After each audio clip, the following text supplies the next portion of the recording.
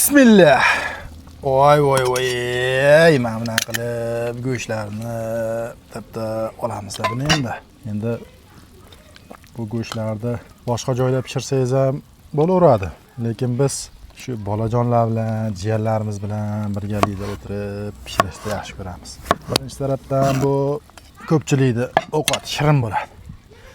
Ikkinchi tarafdan bu bolajonlar ham mehr-oqibat, qadriyatlar degan narsani ko'rib, ko'zi bilan katta bo'ladi-da. Katta bo'lgandan keyin amakim tog'am mana shunaqa go'shtlar pishirib berardi deb, bular ham shunaqa go'shtlar pishiradi.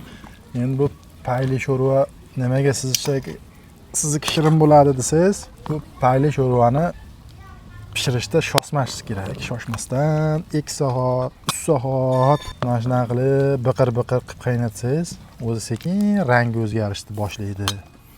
O'zi qaynashdan sho'rvangiz qanaqa chiqqanligini bilsangiz bo'laveradi.